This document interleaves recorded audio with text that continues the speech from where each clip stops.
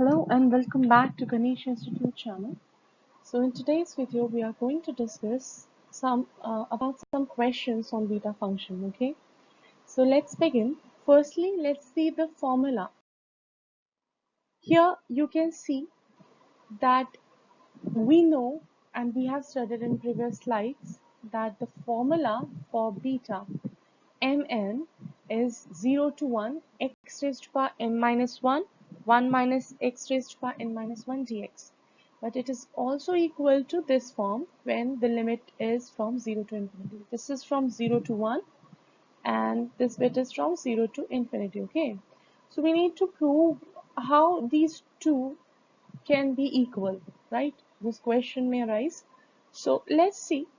If we are taking this, for example, this thing, okay, and let's assume that your x is somewhat in the form of denominator. Why we are taking? Just to have this form in denominator form. So x equals 1 plus y. This means what is 1 plus y? 1 by x, right? If we differentiate it, so it will be, if you see 1 plus y raised to power minus 1, this will be 1 plus y raised to power minus 1, and if you differentiate it, what it will be? Power will be the coefficient, and whatever is left you need to subtract 1 from it, right?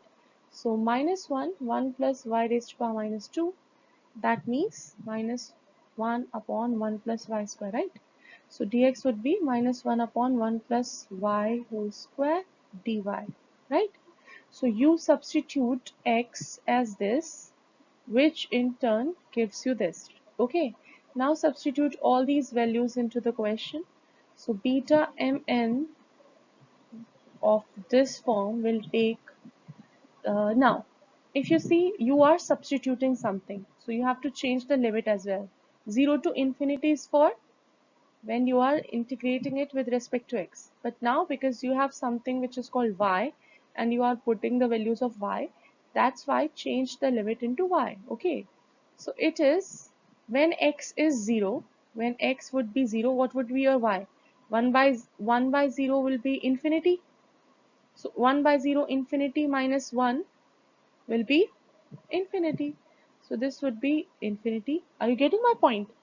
See, we have substituted 1 plus y as 1 by x, right? Now we know in the question here x tends to 1 from 0, right? But y is what? If we will put x as 0, so 1 by 0 will be infinity, so y will also be infinity. So 0 will change to infinity, and 1.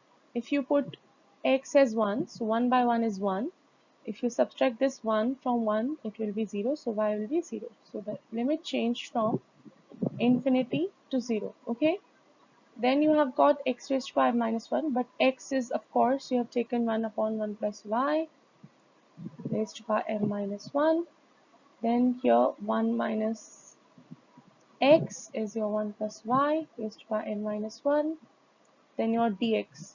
Dx is this. So minus you can take in front of this, 1 upon 1 plus y square dy, right? This is your form.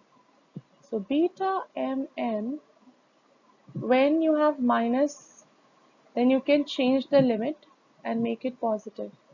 So 0 to infinity, then minus will be cancelled. 1 upon, you can take 1 raised to power m minus 1 and 1 plus y raised to power n minus 1 and minus 1. Then here if you take LCM, 1 plus y minus 1 upon 1 plus y, and this is again 1, this would be same. Okay, now if you see, this got cancelled. In numerator we have y raised to power n minus 1. In denominator what we have got? 1 plus y raised to power n minus 1, 1 plus y raised to power n minus 1, and 1 plus y raised to power 2, right? Limit 0 to infinity. So this has become y raised to power n minus 1 divided by, if you see base same in multiplication power adds, so n minus 1 plus n minus 1 plus 2, so m minus 1 plus n minus 1 plus 2, so m plus n, and this will be minus 2 plus 2 is 0. So, and you can see that this is what we have to prove. If you are taking x as variable, this is here dy, right? If you are taking x as variable, so dx, x raised to power n minus 1, 1 plus y, 1 plus x raised to power n plus 1. This is the same form, right? That's why these two are equal. These two are equal, okay? Now let's see. So you have, now you have got it that the value of beta mn is either in this form or this form. So let's see, this is the question you have to solve. So obviously the limit which is given to you is 0 to infinity, so you have to apply this formula, okay? So if you compare, you need to have x only, x raised to power something, right?